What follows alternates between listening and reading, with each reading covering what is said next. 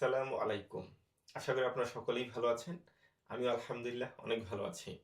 জাপানে বসবাসকারী প্রায় বেশিরভাগ বাংলাদেশীদেরকে বিভিন্ন কারণে পরিবারের কাছে টাকা পাঠানোর প্রয়োজন পড়ে।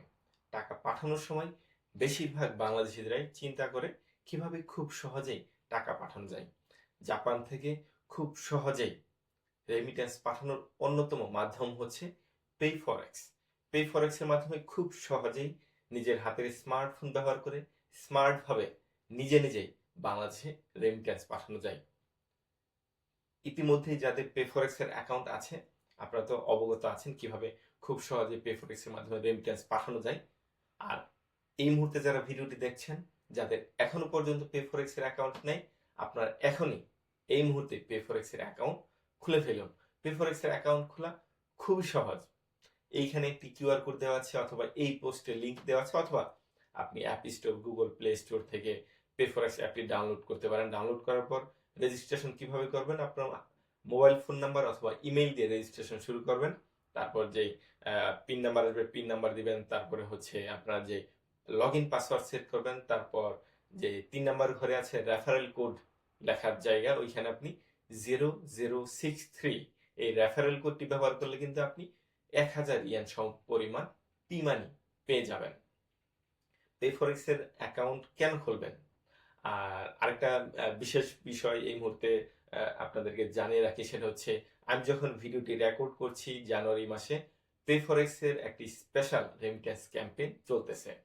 পেফরেক্স কোম্পানির 18 বর্ষপূর্তি উপলক্ষে এই জানুয়ারি মাসে, জানুয়ারির 5 তারিখ থেকে জানুয়ারি 31 তারিখ পর্যন্ত সকাল 10টা থেকে সন্ধ্যা 6টা পর্যন্ত মাত্র 10,000 ইয়েনের উপরে দুইবার 10,000 ইয়েনের উপরে দুইবার যারা রেমিট্যান্স পাঠাবে, তাদের মধ্য থেকে লটারির মাধ্যমে বিজয়ীদেরকে 18টি অ্যাপল এয়ারপডস 4 গিফট দেওয়া হবে।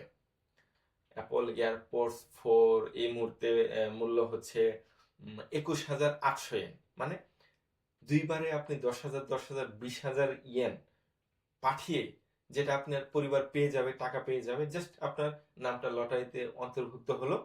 যদি আপনি অনেক বেশি ভাগ্যবান হয়ে যান, তাহলে কিন্তু এই অ্যাপল এয়ারপডস 4 জিতে নিতে পারেন।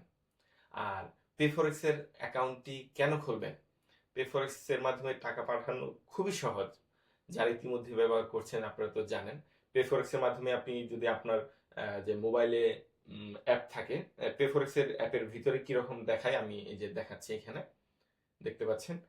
এইখানে যেমন ব্যাংক অ্যাকাউন্ট, ই ওয়ালেট, ক্যাশ পিকআপ, খুব সুন্দর করে অপশনগুলো দেওয়া আছে এবং প্রতিদিনের রেটটাও দেখা যায়।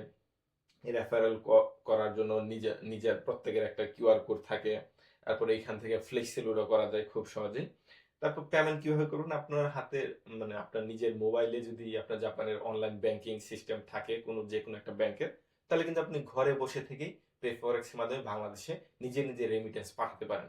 আর যদি আপনি ক্যাশ ইয়েন পেমেন্ট করতে চান, তাহলে কিন্তু এটিএম থেকে 10 মান ইয়েন পর্যন্ত পেইজি এটিএম এর মাধ্যমে পেমেন্ট করা যায়, অথবা আপনি যেমন কনভিনিয়েন্স স্টোর, লসন, মিনি স্টপ, এগুলা থেকে কিন্তু আপনি ক্যাশ ইয়েন পেমেন্ট করতে পারেন খুব সহজেই। আর এই আর কি সবাইকে বলছি। আর এরপরে যদি আপনাদের কারো কোনো কিছু জানার প্রয়োজন পড়ে পেফরেক্স রেমিটেন্স সংক্রান্ত, পেফরেক্স এর সাথে যোগাযোগ করার খুব সহজ মাধ্যম হচ্ছে ফেসবুক আইডি পেফরেক্স রেমিটেন্স বিডি।